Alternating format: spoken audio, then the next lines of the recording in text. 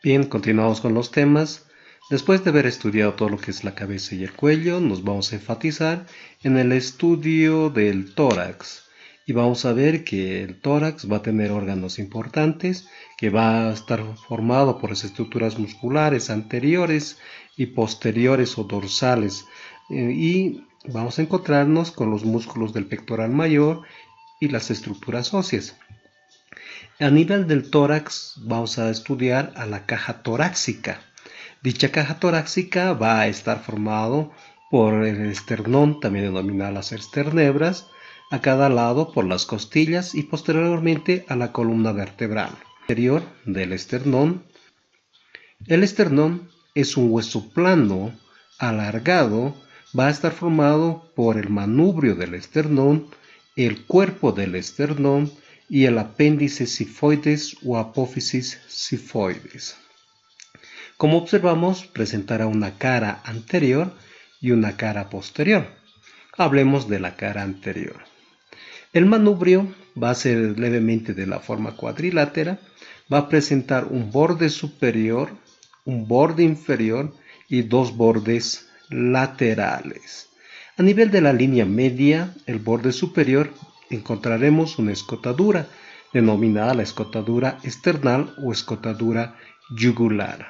Lateral a ella, dos superficies articulares, una superior medial y una inferior lateral.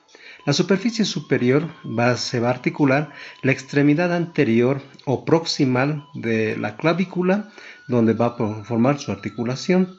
La superficie inferior lateral se va a articular la primera costilla. Esta cara anterior es levemente convexa y va a estar en relación con su borde inferior. El cuerpo del esternón va a presentar en este caso idéntico un borde superior, un vértice, borde inferior y los dos bordes laterales.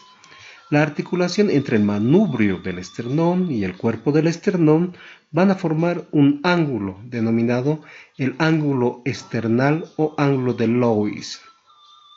La cara anterior del esternón en algunas veces suele ser cóncava, entonces se ha denominado el pectus excavatium, o puede ser convexa en forma de una cresta, que se le ha denominado también la quilla esternal. En su extremidad inferior se va a continuar con el apéndice sifoides, que este apéndice sifoides puede presentar varias características, unas directamente bífidas, perforada, agujerada o fusionada. A nivel de los bordes laterales del cuerpo vamos a encontrar espacios denominados superficies articulares y superficies no articulares. Estas escotaduras van a dar su articulación condrocostal. Las superficies articulares condrocostales y los espacios no articulares que van a formar los espacios intercostales. En la cara posterior vamos a ver que del cuerpo es cóncava y va a estar en relación con lo que es la caja torácica, específicamente con el mediastino anterior. Observamos en este caso a nuestro esternón o esternebras. A nivel del manubrio encontramos la superficie articular condrocostal con la primera costilla. Entre el manubrio y el cuerpo que se formaba el ángulo esternal o ángulo de Lois, vamos a encontrar en este caso las superficies condrocostales de la segunda costilla. En el nivel del cuerpo y sus bordes laterales encontramos las superficies condrocostales de la tercera, cuarta y quinta costilla. Próximo al vértice y al apéndice sifoides, vamos a encontrar en este caso las articulaciones condrocostales de la sexta y séptima costilla. Estudiaremos a la columna vertebral, pero en la región dorsal. Tenemos a una vértebra, la vértebra tipo, y vamos a observar sus características que presentan en las porciones. En una vista posterior, lo vamos a colocar en una vista anterior. ¿Qué es lo que se estudia en una vértebra? Se va a estudiar al cuerpo vertebral, se estudiará las apófisis transversas, la láminas y la apófisis espinosa. Si observamos, nuestro cuerpo va a presentar la forma de un cilindro, presentará una cara anterior convexa, caras laterales levemente planas y su cara posterior va a estar en relación al conducto medular. Una vértebra podemos observar en este caso al cuerpo vertebral que tiene la forma de un cilindro. Presentará una cara anterior que es convexa, las caras laterales levemente planas, una cara superior que es cóncava para irse a alojar el disco articular y producirse la articulación anfiartrósica, y su cara inferior idéntico levemente. Sus van en aumento, en este caso de cara superior menor a la cara inferior un poco mayor. Entonces observemos en una vista superior. Lo posicionamos y tendremos lo siguiente: cuerpo de la vértebra, apófisis transversas, conducto zaquídeo, conducto vertebral, lámina y apófisis espinosa, vista superior. La cara posterior del cuerpo hemos encontrado que va a formar parte del conducto medular o también denominado conducto vertebral. Este conducto en las vértebras torácicas o dorsales va a tener la forma circular. Acá, al lado lateral al conducto voy a encontrar una pequeña proyección denominada el pedículo. Este pedículo se va a hacer levemente cóncava, en este caso, y transversalmente convexa, con mayor concavidad en su borde inferior. Estos pedículos al articularse van a formar los agujeros de conjunción o también denominados agujeros zaquídeos, donde van a atravesar los nervios zaquídeos. A nivel del pedículo lateral y su extremidad posterior van a nacer las apófisis transversas. Estas apófisis transversas de proyección posterior y levemente lateral, ¿no? En la extremidad de la raíz de las apófisis transversas van a nacer nuestras láminas. Estas láminas van a presentar levemente la forma cuadrilátera que se van a fusionar y van a dar origen a la apófisis espinosa. Observemos una vista lateral. Si observamos nuestra vértebra torácica, también denominada vértebra dorsal, vamos a poder encontrar los siguientes reparos. 1. Una apófisis articular superior. 2. Una apófisis articular inferior. Las apófisis articulares superiores son dos. Van a presentar una carilla anterior y una carilla posterior. La carilla posterior será articular y va a ser una superficie plana en este caso.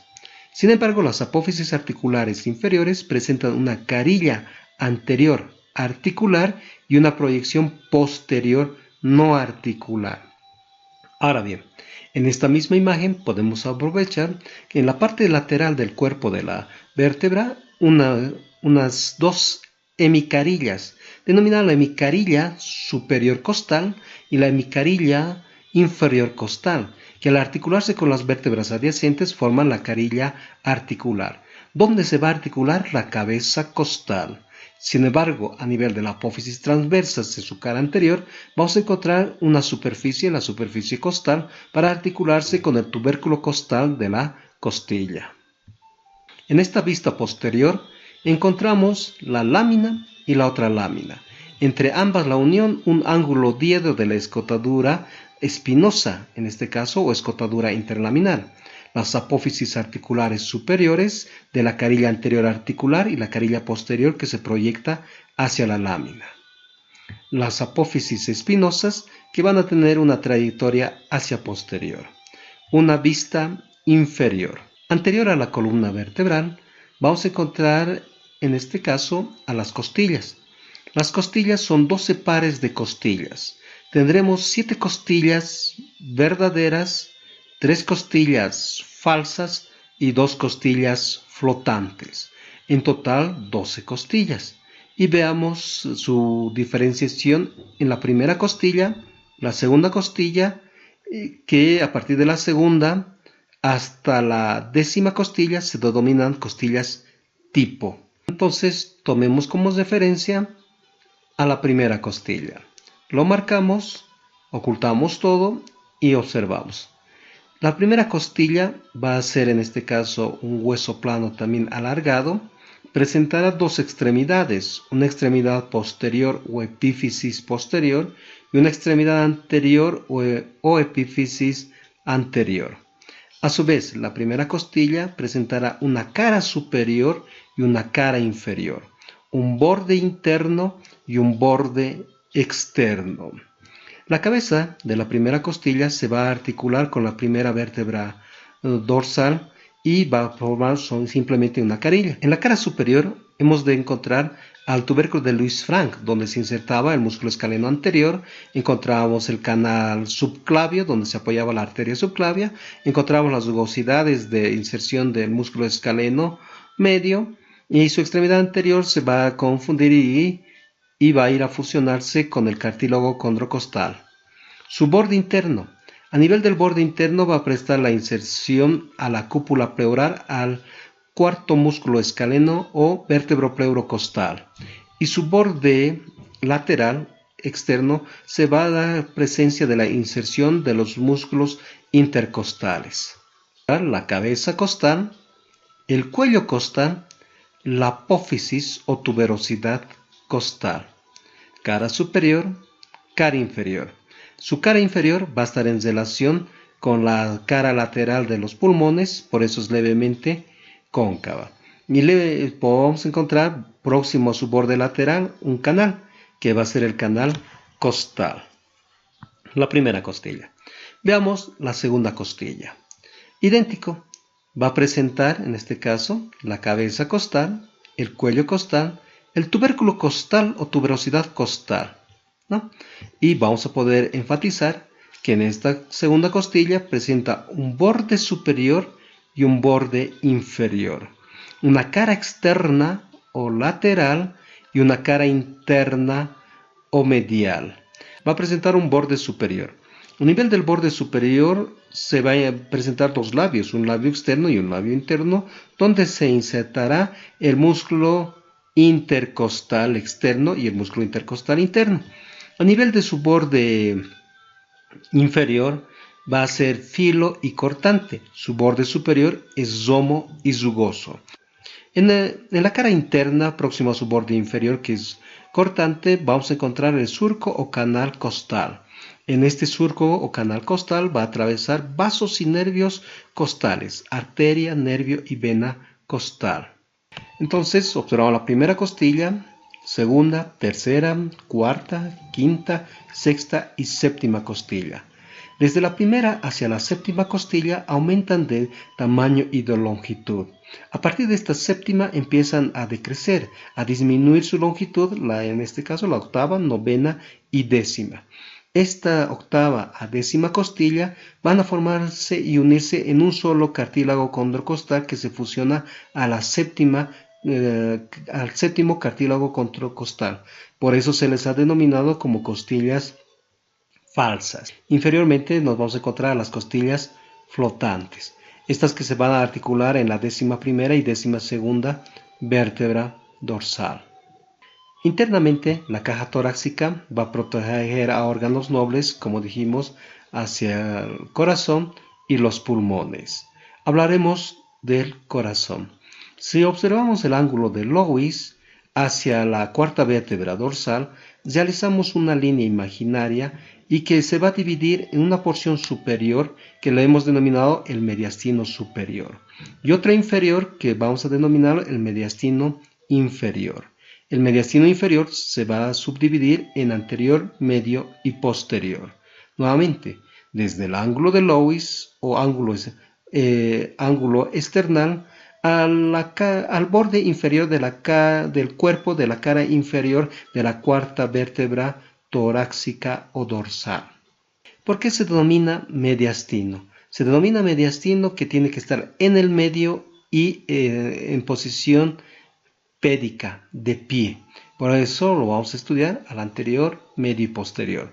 Ahora con mayor énfasis al mediastino medio. Observamos una vista posterior y descubrimos la vascularización mencionada. Empecemos entonces a hablar de nuestro mediastino medio. En el mediastino medio vamos a encontrar al corazón. Decimos que el corazón se encuentra en la parte media y central y va a tener levemente la forma piramidal de base posterior y vértice inferior. Su vértice o ápex se dirige levemente a la parte lateral. Podemos ver en la imagen el área cardíaca. Está esquematizado el manubrio y el cuerpo del esternón e inferiormente con las líneas segmentadas al músculo diafragmático.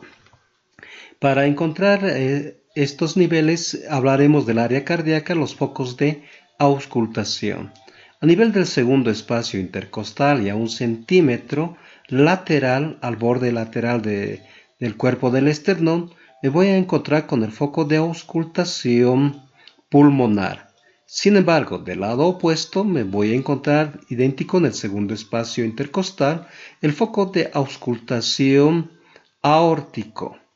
Inferiormente voy a encontrarme a nivel del quinto espacio intercostal y aproximadamente también a 1 centímetro o a 2 centímetros del borde lateral del cuerpo del esternón, me voy a encontrar con el foco de auscultación mitral. Lateral a 5 centímetros aproximadamente del borde lateral, me voy a encontrar a nivel de la articulación condrocostal, del quinto espacio condrocostal, el foco de auscultación tricuspídico. En una vista lateral, lo voy a encontrar que el corazón tiene la forma de una pirámide triangular, de base postero-superior y de vértice anterolateral izquierda. Presentará por ende una cara anterior, una cara posterior inferior, en este caso, o diafragmática, y presenta esa posición lateralmente. Anterior a ella, un espacio denominado el mediastino anterior. Posterior a ella, otro espacio denominado el mediastino posterior. Y nuestro corazón, se encontrará en el mediastino medio. Posteriormente a la columna vertebral, anteriormente al esternón. Inferiormente a mi músculo diafragmático que hace que el corazón no esté estático, tenga los movimientos de ascenso y descenso. Músculo pectoral mayor, en este caso, músculo recto anterior del abdomen, que pertenece parte del tórax, se diseca el pectoral mayor, el pectoral menor, encontramos a todo esto que se denomina la pasilla esternocostal. Se va a disecar y desecar lateralmente para observar a los pulmones. Estos pulmones se van a encontrar insuflados tanto del lado derecho como del lado izquierdo. Y quiero que se observe en la parte. Se ha disecado, en este caso desecado, a las costillas, se ha mantenido al esternón en su cara anterior. Esto es el ángulo de Loeys y encontramos toda la superficie marcada denominado el mediastino medio. Anterior a ella, este espacio, que es el mediastino anterior. Posterior a ella, el mediastino posterior. Y todo lo que se observa a este nivel, el mediastino superior. El mediastino inferior entonces se divide en anterior, medio y posterior. En este espacio del mediastino anterior se va a denominar externo pericárdico, porque lo que está demarcando va a ser una bolsa fibrosa denominado el pericardio. Por eso se denomina en este caso espacio externo pericárdico. Y posteriormente a ello, pericárdico vertebral. Dijimos desde el ángulo de Loeys, en este caso, hasta la cuarta vértebra era el mediastino superior. ¿Qué es lo que vamos a encontrar en este mediastino superior? La emergencia de grandes vasos. ¿Cuáles son esa emergencia de los grandes vasos? Será la arteria aorta. Tenemos la porción ascendente de la aorta, porción transversa, hasta ese nivel, y levemente la porción descendente. Entonces, el otro grande vaso, los grandes vasos, también van a estar formados por las venas. Mostramos al músculo diafragmático, el mediastino superior, por la emergencia de los grandes vasos. Veamos lateralmente. En esta vista lateral tenemos otro grande vaso, que va a ser la arteria pulmonar, que se va a ramificar en la arteria pulmonar derecha y la arteria pulmonar izquierda. Como referencia quisiera que observemos esta imagen. En ambas arterias también directamente por la formación del sexto arco aórtico embriológico, un residuo que va a ser el ligamento interarterioso o interarterial de Bottal. En este caso, la desembocadura de la vena cava superior. Entonces, eso forma nuestro mediastino superior. Vemos que nuestro corazón se va a encontrar en el mediastino medio y va a estar recubierto por un tejido celuloadiposo en toda la porción anterior. Entonces, entre el esternón y el pericardio existía ese espacio que lo habíamos denominado el mediastino anterior. A nivel del mediastino anterior, en la niñez, desde el nacimiento hasta la niñez, vamos a encontrarnos con un órgano que era la glándula tímica, el timo, y que en el transcurso a partir de los 5 años empieza a degenerar y desaparecer y solamente podemos evidenciar un tejido fibroso célulo adiposo. Entonces, algunos autores lo han denominado con nombre del peto external o simplemente como residuos de la glándula tímica. Vemos que estos residuos de la glándula tímica se pueden llegar a proyectar y formar parte del tejido graso pericárdico. Esto es el pericardio, peri alrededor del pericardio. Entonces vemos que este tejido pericárdico se va a tener que se llama una inserción anterior que se va a dividir en superior e inferior, denominado inserción externopericárdica superior. Inserción inferior, externopericárdica inferior. Pero estas inserciones van a formarse fibrosos formando el ligamento externopericárdico superior y el ligamento externopericárdico inferior. Es una vista lateral, nuestro músculo diafragmático, los pulmones que están colapsados y en la parte media. Y veamos que este tejido fibroso le va a dar cierto movimiento y desplazamiento a nuestro corazón, que se va a encontrar internamente. Entonces, esto va a ir a formar parte del ligamento externopericárdico y residuos de la glándula tímica. Se diseca y vamos a encontrarnos al tejido fibroso. Todo este tejido de la bolsa le vamos a denominar el pericardio, por fuera del corazón. Entonces, tenemos una vista lateral.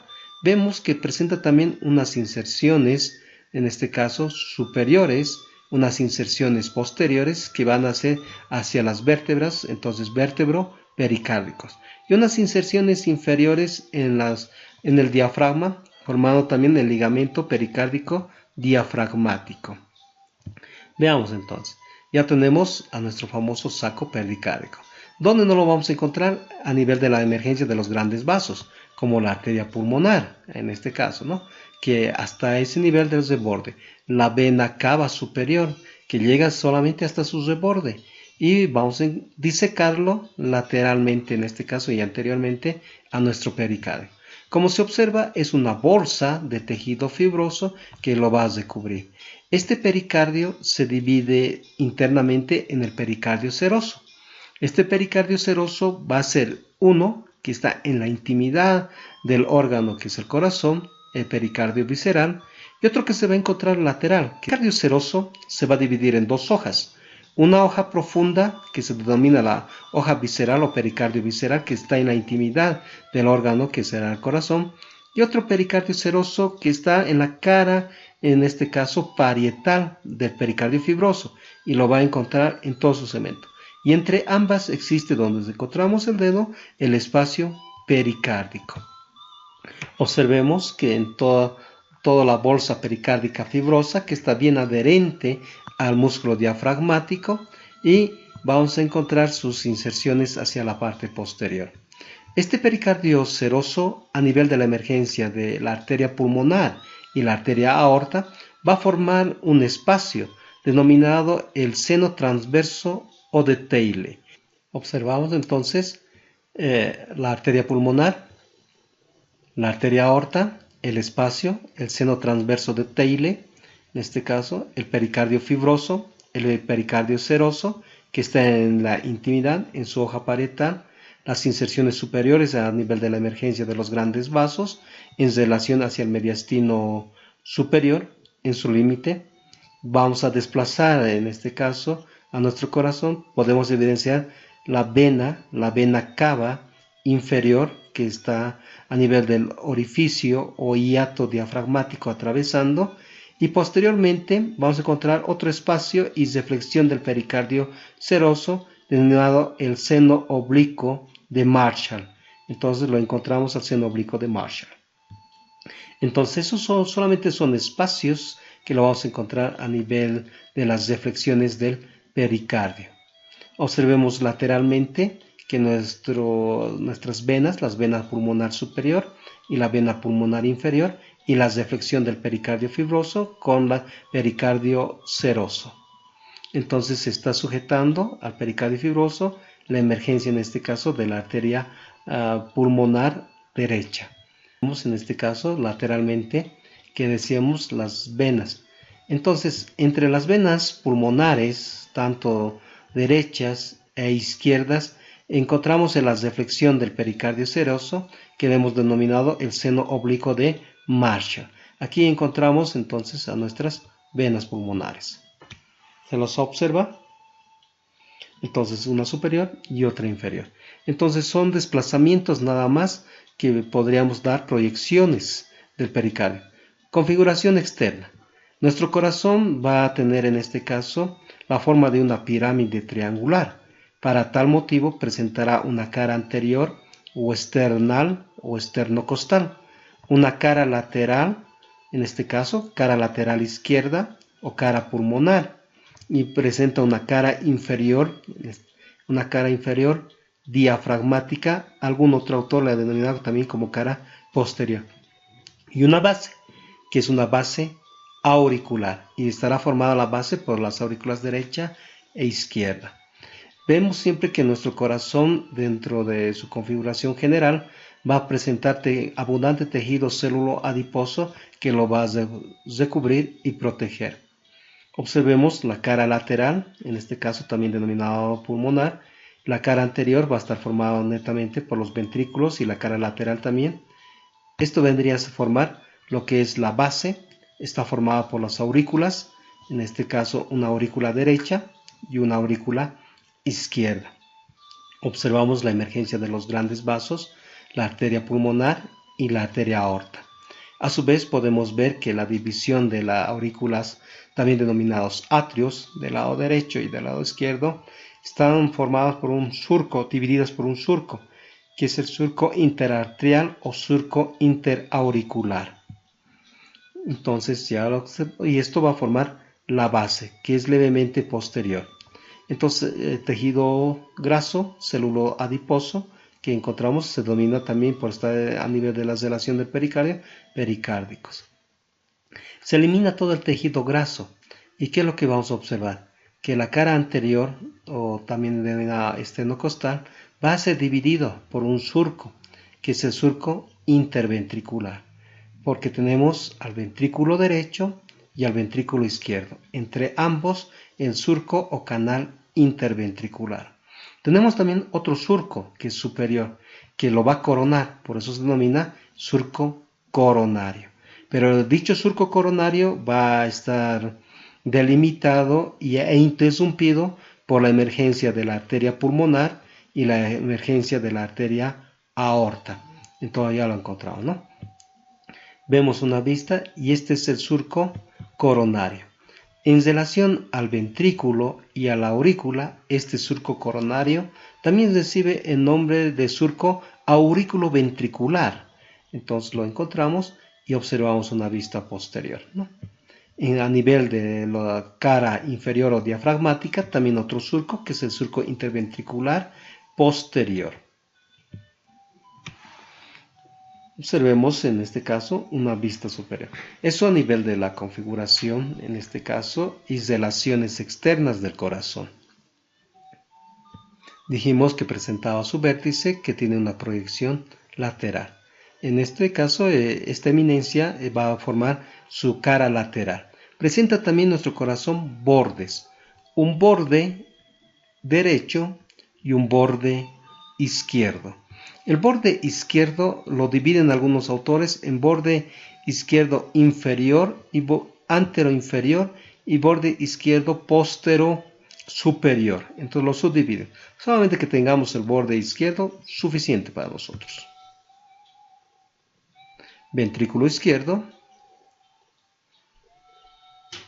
ventrículo derecho, observamos el surco auriculoventricular, el surco interventricular anterior, la aurícula derecha, ventrículo derecho, su proyección de la aurícula, denominada la orejuela o auriculilla. En la configuración externa vamos a poder observar de nuestro corazón que presentaba, como mencionábamos, una cara anterior o esternocostal que estaba recubierto por abundante tejido celular adiposo. A su vez, esta cara anterior estaba formado por los ventrículos, el ventrículo derecho y el ventrículo izquierdo, ambos separados por el surco interventricular anterior. Dentro de una vista lateral encontramos la cara inferior o diafragmática. La base estaba formada por mi aurícula derecha y va a ingresar la vena cava superior y la vena cava inferior. Entre la vena cava superior y la vena cava inferior, a su vez voy a evidenciar un surco que se denomina el surco intercaval, también denominado el surco terminal, que en su extremidad superior vamos a encontrar la formación muscular miocárdica del nódulo de Kate y Flack, que es en este caso, subepicárdico. Tenemos a nuestra aurícula derecha su proyección, que va a ser la orejuela o auriculilla derecha. Esta auriculilla derecha va a estar en íntima relación con la arteria aorta. Veamos una vista lateral, en este caso, y a su vez la división de mi aurícula y de mi ventrículo, que internamente va a estar separados también por la válvula auriculoventricular, ¿no? Que va a ser la válvula tricuspídica. Ventrículo derecho, que habíamos mencionado, vamos a encontrar en esta configuración externa del ventrículo derecho una eminencia que tiene la forma de un cono. En este caso nos muestra circularmente. Tiene la forma de un cono. Por eso se ha denominado el cono arterioso. Otros autores lo han denominado el infundíbulo. El cono arterioso o infundíbulo, que es una eminencia que va a dar origen hacia mi arteria pulmonar. Entonces tenemos el cono arterioso o infundíbulo. Mi arteria pulmonar se va a continuar con la arteria pulmonar izquierda y la arteria pulmonar derecha. En esta vista lateral encontramos a la cara lateral o pulmonar izquierda, una gran prominencia, en este caso ventricular, que forma parte del ventrículo izquierdo, en este caso, o gran parte de la izquierda. Lateralmente vamos a encontrar a mi aurícula izquierda y su proyección anterior, denominada la orejuela o auriculilla izquierda. Esta auriculilla izquierda va a estar en relación hacia mi arteria pulmonar. Una vista, ahí encontramos mi arteria pulmonar del lado izquierdo y mi arteria pulmonar del lado derecho, la bifurcación de la arteria pulmonar. Veamos. Ahora bien, aquí encontramos a mi aurícula izquierda. Esta aurícula izquierda se va a caracterizar que van a llegar mis venas, las venas pulmonares. Encontramos a 4 venas pulmonares, 2 venas pulmonares superiores y 2 venas pulmonares inferiores. La vena pulmonar superior izquierda, la vena pulmonar inferior izquierda, la vena pulmonar superior derecha y la vena pulmonar inferior derecha. Estas que van a corresponder a la aurícula izquierda.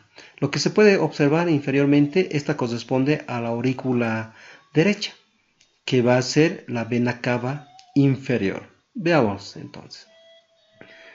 Observemos entonces mi aurícula izquierda en toda su trayectoria. las venas pulmonares mencionadas, tanto izquierdas como derechas, ¿no? Y su proyección, la auriculilla u orejuela, y su comunicación auriculoventricular, ventrículo izquierdo. Del ventrículo izquierdo van a ser mi arteria aorta, ¿no? La arteria aorta. Y va a contener sus propias válvulas. En esta disección se ha eliminado las proyecciones auriculares, en este caso, o las orejuelas, tanto del lado derecho como del lado izquierdo. Queremos vascularizar al corazón. El corazón presenta su propia vascularización y es formada por las arterias coronarias. Y encontramos dos coronarias, la arteria coronaria derecha y la arteria coronaria izquierda. A esta arteria coronaria izquierda también lo ha denominado anterior y a la arteria coronaria derecha como posterior. Observemos entonces a nuestras arterias coronarias que le van a llegar a vascularizar tanto los ventrículos como a las aurículas. Entonces, en esta vista vamos a poder, se ha disecado, como mencionan, vamos a ver que las arterias coronarias nacen de mi arteria aorta. La arteria coronaria izquierda va a medir aproximadamente 1 centímetro y esta va a nacer por encima de las válvulas sigmoideas y va a formar una dilatación denominado el seno aórtico o simplemente senos coronarios. Esta coronaria izquierda que medía 1 centímetro va a prestar sus ramas terminales que van a ser en número de 3. Una anterior e inferior que se va a dirigir al surco interventricular, que va a ser la arteria interventricular anterior. La otra que va a dirigirse al borde lateral, en este caso izquierdo, que le hemos denominado como arteria marginal. La otra que se va a continuar a nivel del surco auriculoventricular, que va a formar la arteria circunfleja o auriculoventricular. Vamos a ver que mi arteria ventricular anterior va a dar unas ramas, en este caso, hacia el cono arterial y va a ser la arteria del cono. A su vez va a dar ramas para el ventrículo y la cara lateral. Van a formar las arterias ventriculares o simplemente las arterias laterales ventriculares. Van a ascender y van a ir a irrigar a estas células adiposas. Entonces domina la arteria adiposa de Buygens. La arteria marginal se va a dar también sus ramitos hacia la cara lateral izquierda o pulmonar del corazón y se denomina solamente como arterias ventriculares. La arteria circunfleja va a ir a terminar a nivel del surco interventricular y va a formar la arteria interventricular posterior. Entonces ya observamos, arteria ventricular anterior o interventricular anterior. Hablemos ahora de la arteria coronaria derecha. Esta arteria coronaria derecha, idéntico, nace también por encima de las válvulas sigmoideas en la dilatación denominado el seno aórtico o seno sigmoideo y se va a encontrar a nivel del surco auriculoventricular. Esta arteria coronaria derecha va a dar sus ramas colaterales, una que se va a dirigir hacia posterior, justamente a nivel de la desembocadura de la vena cava superior, y va a ser la arteria sinusal. Esta arteria sinusal va a ir a irrigar al nódulo sinusal de Keith y Flack o el marcapaso del corazón. A su vez va a dar unas arterias inferiores. Esta porción la habíamos denominado el cono arterioso. Entonces serán las arterias del cono arterioso. Otras van a descender y simplemente estas ramas descendentes se denominan las arterias ventriculares. Pero al estar a nivel del ventrículo derecho, arterias ventriculares derechas. Otras arterias van a ascender de la arteria coronaria derecha, que se van a denominar las arterias atriales o simplemente arterias auriculares. Entonces tenemos a nuestra arteria coronaria derecha. Es sinuosa y lo hemos encontrado en el surco auriculoventricular. esa dilatación, el seno coronario o seno aórtico. La arteria sinusal o de Katie-Flag, la arteria coronaria derecha, las arterias ventriculares, en este caso, derechas, y una que se dirige al margen. Se va a dirigir también esta arteria coronaria a nivel de este surco y sigue atravesando. Observemos aurícula, ventrículos. Vamos, seguimos y a nivel del borde va a determinar la arteria marginal. Esta es nuestra arteria coronaria derecha, pero en una vista de la cara inferior del corazón. Tenemos al ventrículo derecho, al ventrículo izquierdo, entre ambas el surco interventricular posterior o surco interventricular inferior. Tendremos a la aurícula derecha y a la aurícula izquierda. Estas divididas también por el surco interauricular. En los surcos interauriculares, el surco aurículo-ventricular y el surco interventricular posterior van a formar el surco cruciforme, la fusión de ambas. Volvamos nuevamente a mi arteria coronaria derecha. Esta arteria coronaria derecha sigue siendo como arteria y va a descender por el surco interventricular. Puede llegar a descender y formar la arteria interventricular posterior o simplemente anastomosarse y terminar en el circuito de la arteria coronaria izquierda. Esta es la arteria coronaria izquierda. Dijimos que esta arteria coronaria izquierda llega al surco interventricular posterior y da origen a la arteria interventricular posterior. En sí, forma siempre del lado, en este caso, de la arteria izquierda y puede formar al lado derecho que estábamos viendo. O directamente anastomosarse unas con otras y dar el origen de la arteria interventricular posterior o inferior o diafragmática. Entonces ya lo encontramos a nuestras arterias. Dan ramitas en la arteria interventricular derecha. Dan ramas superiores que van a ser las auriculares. Nuevamente mostramos a mi arteria coronaria izquierda, en este caso, con sus ramas terminales. La interventricular anterior, la marginal o del borde lateral y la que continúa, la circunfleja. Esta circunfleja. Algunas veces de la arteria circunfleja puede nacer la arteria marginal. Veamos la arteria interventricular que está dando la arteria del cono y sus ramos interventriculares anteriores.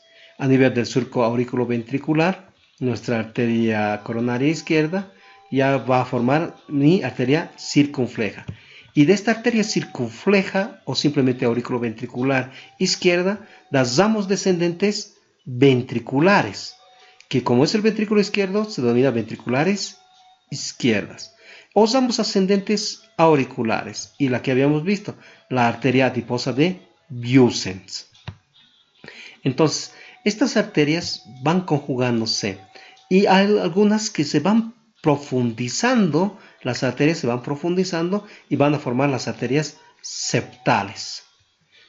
El retorno venoso va a estar formado por un seno, que lo vamos a demarcar, que va a ser el famoso seno coronario.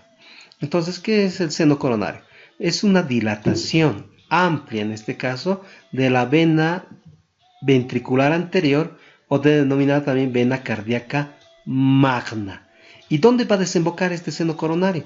A nivel de mi aurícula derecha. Veamos entonces. Y vamos a tener a mi seno coronario, que es amplio, mide aproximadamente 1 centímetro, puede ser más mayor de diámetro, desemboca en mi aurícula derecha, próximo a la desembocadura de mi vena cava inferior. Entonces, a este seno coronario van a llegar mis otras venas.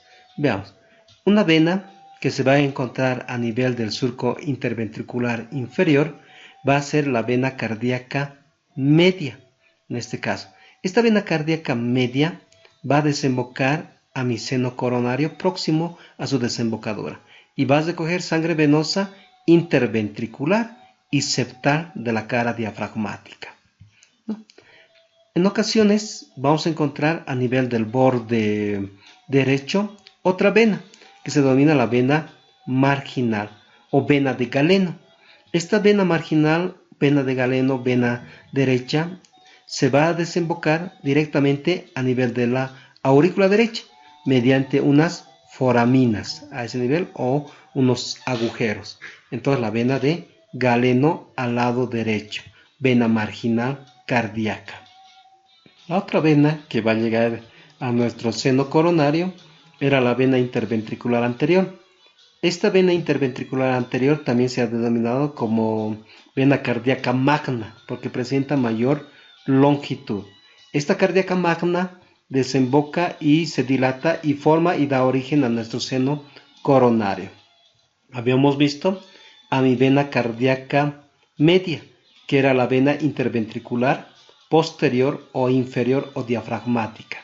Y esta otra venita, que está a nivel del borde lateral izquierdo, se denomina la cardíaca menor o cardíaca mínima, que en el origen del seno coronario va a dar su desembocadura.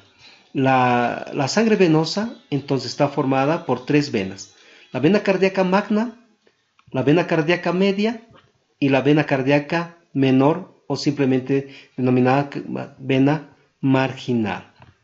Entonces observamos que todas ellas van a desembocar en mi seno coronario y el seno coronario va a desembocar en la aurícula derecha. Tenemos a nuestro seno coronario, su desembocadura. Habíamos hablado de nuestro seno, la vena interventricular anterior o también de vena cardíaca magna, y cardíaca menor o marginal, en este caso, que desemboca al seno coronario, y ven mis venas cardíacas medias que también desembocan al seno coronario, pero próximo a su desembocadura. Están desembocando a nivel de mi aurícula derecha. Y la vena de Galeno, esta vena de Galeno que va a terminar directamente en la aurícula derecha. Configuración interna del ventrículo derecho. Disecamos a nuestro ventrículo derecho. El ventrículo derecho internamente va a tener la forma de una pirámide triangular.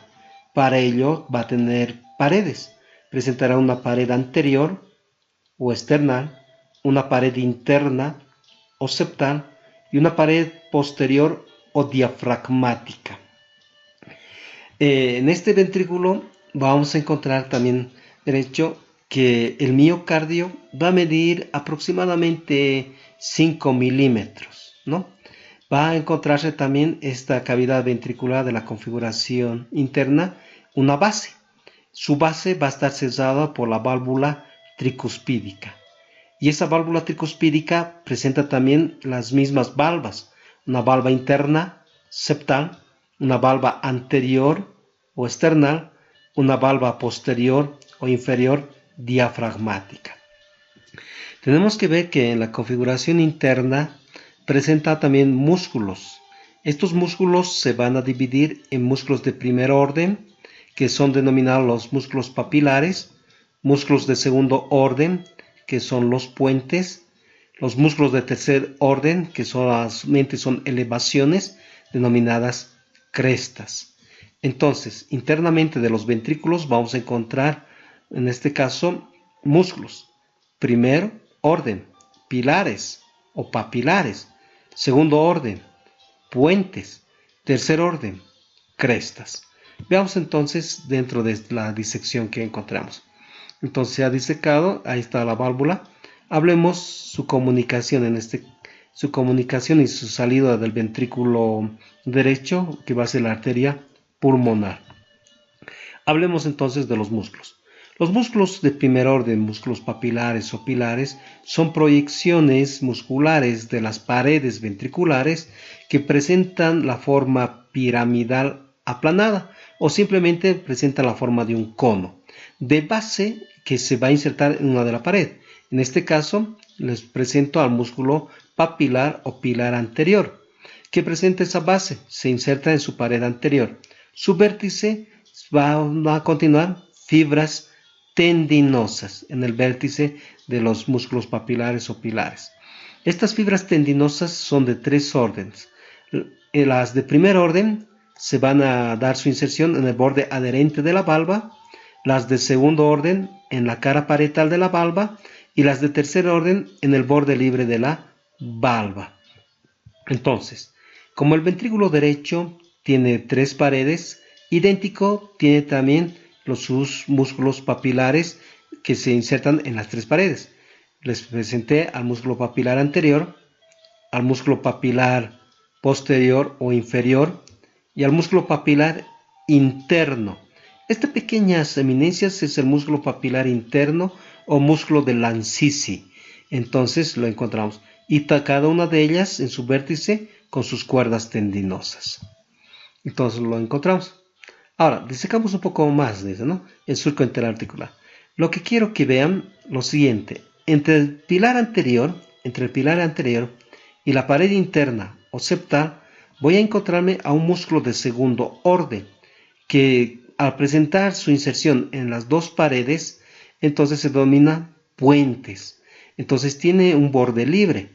Este músculo de segundo orden se ha denominado músculo de His, en este caso, trabécula septomarginal, cintilla arciforme, banda moderadora o trabécula septomarginal. Su inserción, nuevamente, de la pared interna o septal del ventrículo derecho hacia la base del pilar anterior, en este caso, del ventrículo derecho. Ya lo encontramos.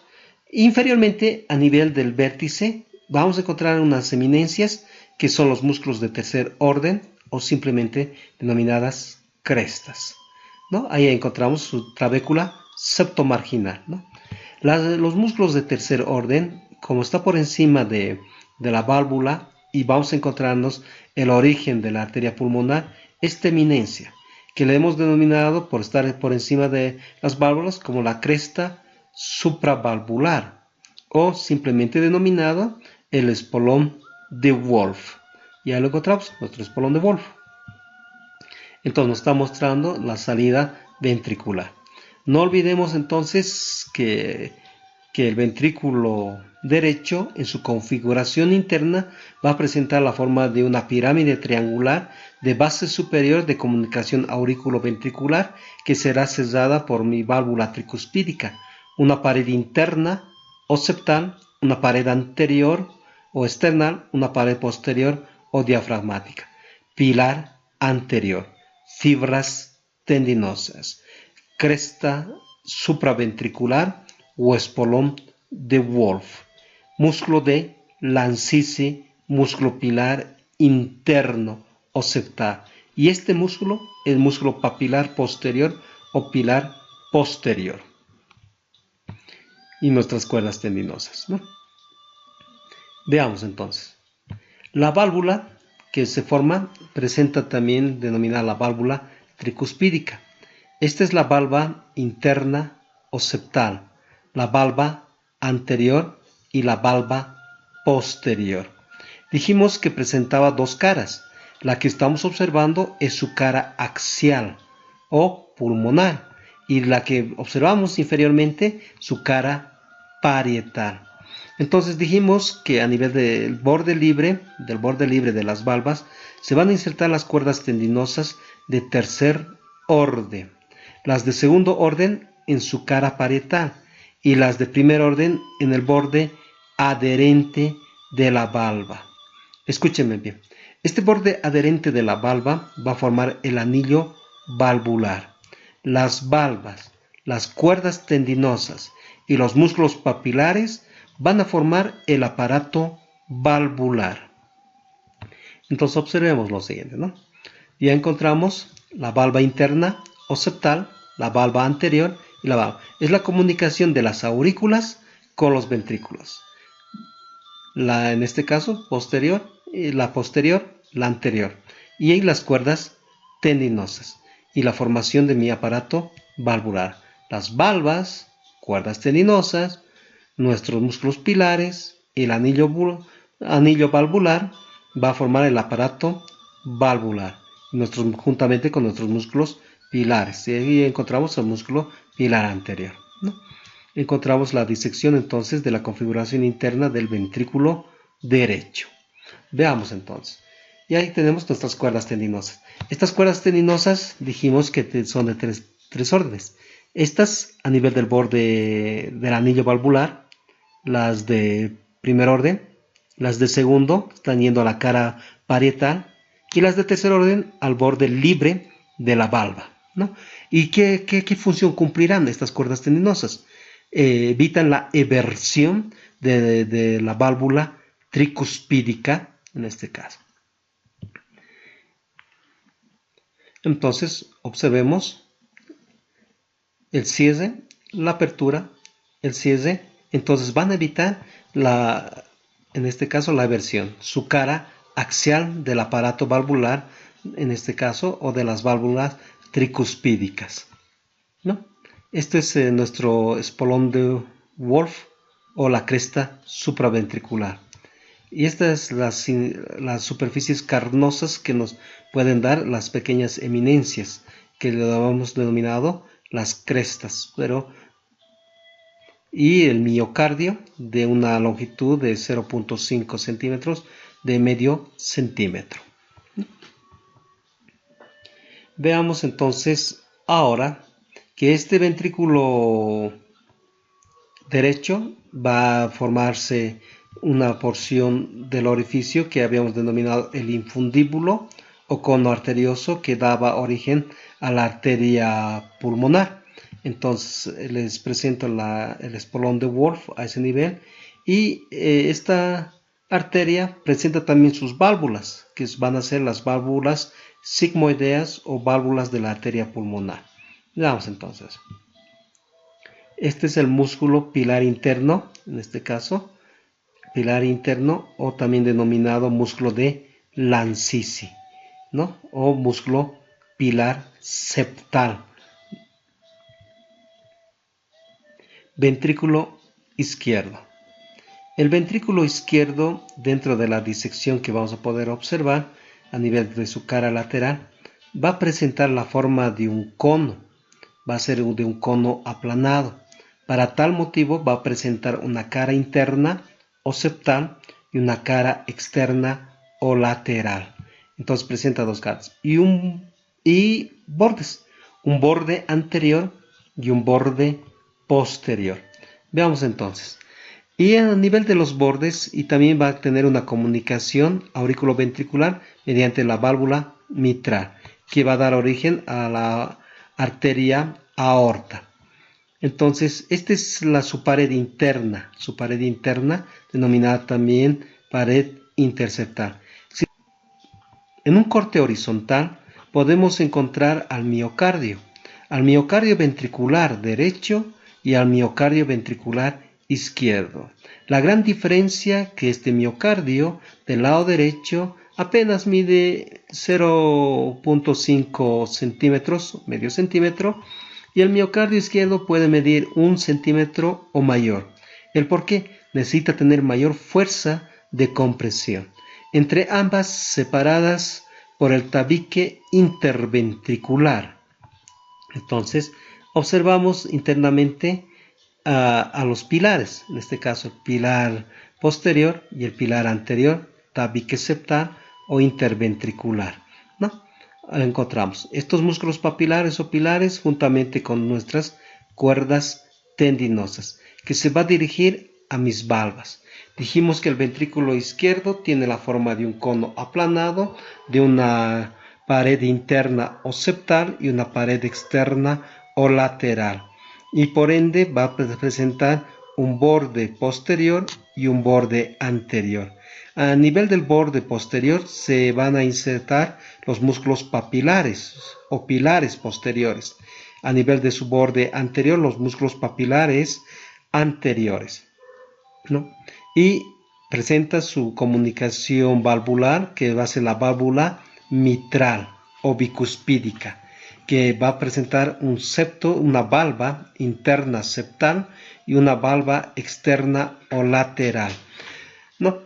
Entonces, a esta se denomina valva derecha, y esta es la valva izquierda, la dextra y la siniestra. Y vemos nuestro músculo papilar o pilar con sus cuerdas tendinosas. Nuevamente, estas cuerdas tendinosas tienen una pequeña variante. Las cuerdas tendinosas de primer orden se van a dirigir a la valva, en este caso septal, y se van a dirigir a la valva lateral. Las de primer orden, del músculo papilar, en este caso anterior. Las cuerdas tendinosas de segundo orden también se van a dirigir a la cara parietal, pero de ambas valvas, de los músculos de mis dos músculos pilares anteriores y posteriores. Y las de tercer orden a nivel del borde libre, para reforzar la eversión de la fuerza de impulso del ventrículo izquierdo. Entonces lo observamos, sus cuerdas tendinosas a ese nivel. En un corte lateral observamos su válvula mitral, en este caso, su valva interna o septal. Mitre viene en este caso que tiene la forma de la mitre de los obispos, que son dos, ¿no? Entonces por eso tiene la valva interna y la valva externa. También le llama la valva derecha y la valva izquierda. Ahí está la dextra y la valva siniestra. Entonces el orificio auriculoventricular y el anillo de inserción o anillo valvular. Cuerdas tendinosas, los músculos papilares que habíamos encontrado, los anteriores y los músculos papilares posteriores. Ahí te encontramos los posteriores en el borde posterior. Pared septal, pared medial. Y podemos también encontrar lo que decíamos, el grosor de la diferenciación del ventrículo izquierdo. La forma que va a presentar es de un cono aplanado, de vértice anteroinferior y de base superior. Y esta es la función de las cuerdas tendinosas. Y podemos encontrar los músculos papilares, subvértice, cuerdas tendinosas de primer orden, borde adherente, las de segundo orden a la cara parietal, las de tercer orden en el borde libre. Entonces, esta es la válvula mitral o tricuspídica. Entonces, los músculos papilares. Esta es una válvula sigmoidea, que lo vamos a mencionar en este momento, ¿no? Esta es la válvula sigmoidea, entonces, de la arteria aorta, que observamos también para evitar el reflujo. El miocardio en todo su espesor del ventrículo izquierdo, con mayor grosor en toda su amplitud y su desembocadura hacia la arteria aorta, ¿no? Encontramos. Y al observarse la vía de salida del ventrículo izquierdo a la arteria, y estas son las válvulas sigmoideas tanto de la arteria pulmonar como de la arteria aorta. La valva interna o septal, cuerdas tendinosas formando parte del aparato valvular. Aparato valvular, pilares, cuerdas tendinosas, valva y anillo valvular. La sangre ingresa, en este caso al ventrículo izquierdo, y es expulsada por la arteria aorta, ¿no? Observemos nuevamente el reflujo, pero aquí ya vamos a encontrar del ventrículo derecho y sus relaciones que encontramos. Válvulas sigmoideas o también denominadas las valvas, en este caso de las arterias. Les presentamos nuevamente, esto es la comunicación auriculoventricular del lado derecho, las válvulas mitral, del lado izquierdo auriculoventricular con su válvula tricuspídica, la arteria pulmonar y la arteria aorta. Ambas arterias van a presentar las válvulas sigmoideas. Estas válvulas sigmoideas se van a encontrar en el interior de las arterias. Veamos entonces ahora. Entonces ya tenemos válvulas sigmoideas pulmonares, válvulas sigmoideas aórticas. ¿Cuál va a ser su característica? Que encontramos tres válvulas sigmoideas en este caso.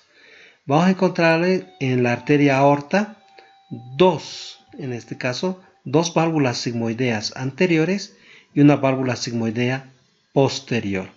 Sin embargo, a nivel de la arteria pulmonar, una válvula sigmoidea anterior y dos válvulas sigmoideas posteriores.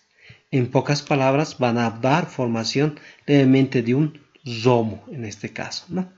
Encontramos en esto. Veamos su formación de estas válvulas, ¿no? Estas válvulas sigmoideas sí o sí van a producir por el reflujo unas dilataciones que le hemos denominado los famosos senos. En este caso podemos encontrar estas dilataciones en la arteria aorta como senos aórticos. Van a producirse las dilataciones a nivel de la arteria pulmonar como senos pulmonares. Entonces Estos senos se forman por el reflujo, o sea, intenta volver la sangre, entonces se dilatan a nivel de las paredes de los vasos que hemos mencionado. Entonces ya tenemos nuestros senos pulmonares y aórticos. Entonces ya nuestras valvulitas sigmoideitas encontramos. Hacemos una disección a nivel de los senos de las válvulas sigmoideas. Estas válvulas sigmoideas tienen la forma, en este caso, semilunar, que van a presentar bordes, un borde adherente a nivel de las paredes del vaso y un borde libre. Ese borde libre va a formar y se va a denominar la famosa lúnula, la lúnula sigmoidea, que en la parte media se va a engrosar y forman los nódulos sigmoideos. Los nódulos sigmoideos de la arteria pulmonar se denominan de Morgani y los nódulos sigmoideos de la arteria aorta son de Arancio. El espacio que encontramos, este espacio recibe el nombre de nido de paloma o nidos de Valsalva. Entonces, lo vamos a observar en función. Entonces, una válvula sigmoidea encontramos, ¿no? Una anterior y dos posteriores para la arteria pulmonar, que lo encontramos. Este borde, este engrosamiento es el nódulo. Entonces, observemos su borde adherente a las paredes del vaso, su borde libre. Este borde libre recibe el nombre de lúnula. En la parte media de este borde libre, un engrosamiento fibroso, que van a ser los nódulos sigmoideos. Estos nódulos sigmoideos para la arteria aorta de Arancio, para la arteria pulmonar de Morgani. Y el espacio que vamos a encontrar van a ser los nidos de paloma o senos de Valsalva. Ya lo encontramos. Y estos van a permitir la eversión, ¿no? Los nódulos nos sirven para su perfecto cierre del aparato valvular. Nos observamos el espacio, los nidos de paloma, en este caso, y este es de la arteria aorta. ¿Por qué? Dijimos que de la arteria aorta nacen nuestras arterias coronarias para su vascularización y encontramos inmediatamente el orificio del seno coronario del lado derecho y al otro lado, que no se puede llegar a evidenciar, el otro orificio del seno coronario izquierdo. Entonces es de la arteria aorta con sus senos coronarios. Entonces ya tenemos las válvulas sigmoideas, los senos, la arteria pulmonar, ¿no? Sus válvulas sigmoideas. Entonces encontrábamos la emergencia de los grandes vasos, decíamos del ventrículo derecho, el cono arterioso o infundíbulo, que daba origen a mi tronco pulmonar o de la arteria pulmonar. Quiero que dentro de esta arteria pulmonar darles referencia un ligamento, que es el ligamento interarterioso de Bottal, que va a formarse con la unión del callado aórtico en su porción transversa y la arteria pulmonar. Y lo que observamos entonces es el ligamento interarterioso de Bottal, ¿no? La arteria pulmonar izquierda, vamos a ver la arteria pulmonar derecha, a ese nivel, y nos vamos a encontrar con nuestra aurícula. En este caso va a ser nuestra aurícula izquierda. Entonces vamos a empezar hablando de las porciones auriculares y sus relaciones, ¿no? Mostramos en este caso de la aurícula izquierda las venas pulmonares superiores derecha e izquierda, venas pulmonares inferiores derecha e izquierda y nuestra aurícula derecha, ¿no? Y en la aurícula derecha la desembocadura de la vena cava superior y la vena cava inferior, el surco intercaval o surco terminal. Y ahí nos muestra nuestro ligamento interarterioso de Bottal. Entonces ya hemos hecho un recordatorio y un repaso de configuración externa. Hablemos de nuestra aurícula derecha. Dijimos que nuestra aurícula derecha presentaba irregularmente la forma de un cubo, va a presentar una pared superior que desembocaba la vena cava superior, una pared inferior que va a desembocar mi vena cava inferior con su válvula de Eustaquio, entre cava superior y cava inferior un surco, que es el surco intercaval, que internamente lo vamos a denominar la cresta terminal.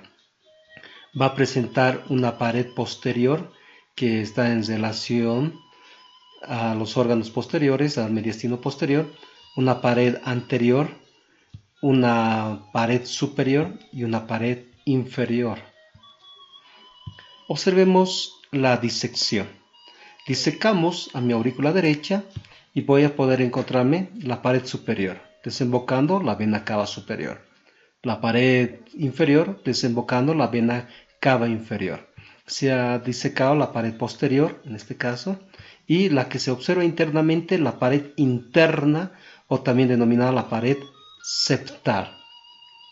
A nivel de la pared posterior y la pared interna, la desembocadura del seno coronario, juntamente con su válvula de Tebesio. Entonces observamos la válvula, en este caso, de desembocadura del seno coronario, vena cava superior, vena cava inferior, válvula de Eustaquio, válvula de Tebesio, orificio del seno coronario y la pared interna. En esta pared interna también se lo denomina pared septal.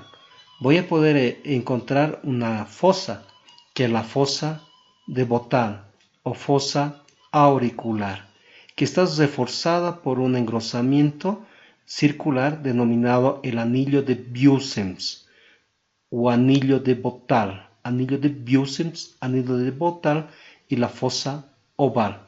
Esta fosa oval en el periodo embriológico comunicaba la aurícula izquierda con la aurícula derecha y daba ese paso de la sangre mediante la circulación placentaria.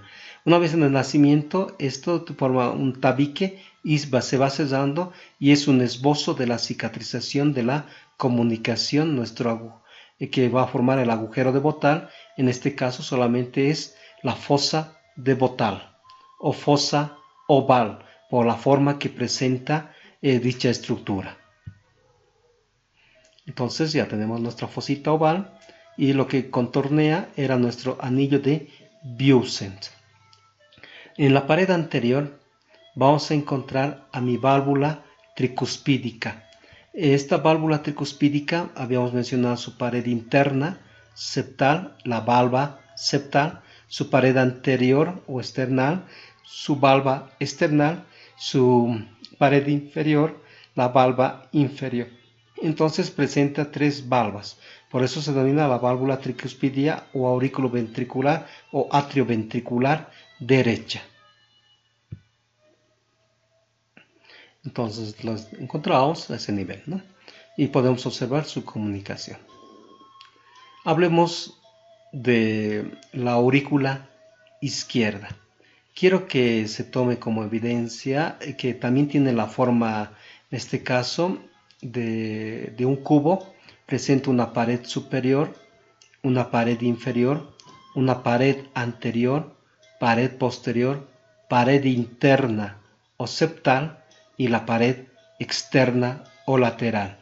Lo más sobresaliente van a ser su pared superior y su pared interna y la pared inferior. ¿Por qué? En la pared superior voy a encontrarme con la desembocadura de las venas pulmonares superiores y las venas pulmonares inferiores. Vena pulmonar superior derecha, vena pulmonar inferior derecha, la vena pulmonar superior izquierda y la vena pulmonar inferior izquierda. Veamos entonces, una vez que hemos realizado su configuración externa, tiene su misma relatos. Venas pulmonares, tanto del lado derecho como del lado izquierdo, ¿no? Los encontramos. Su proyección de la aurícula izquierda va a ser la orejuela izquierda, que esta tiene la forma de un dedo, en este caso, que es pediculado, y la otra que tiene la forma de un cono, ¿no? Encontramos las aurículas. La comunicación aurículo-ventriculares. Disecándolo, en este caso, a nivel del techo, lo vamos a disecar a nivel de su pared, nos vamos a encontrar con su pared interna o septal. En la pared septal voy a poder evidenciar solamente una cresta, que en este caso, o un surco, un surquito, que es el surco semilunar oval, o la cresta semilunar oval. Entonces, que solamente es reflexión de la válvula de Busems, ¿no? Entonces ahí tendríamos nuestro vestigio de Botar, en la pared interna septal. En su pared inferior, vamos de la aurícula izquierda, me voy a encontrar con la válvula mitral o bicuspídica, que esta válvula tenía su valva interna o septal y su valva externa o lateral, su valva derecha, en este caso, o dextra, y su valva siniestra o izquierda. Entonces las observamos, pero esta ya la observo en inferior. Y aquí tenemos una cirugía a corazón abierto, donde se está realizando sus y podemos observar el latido del corazón.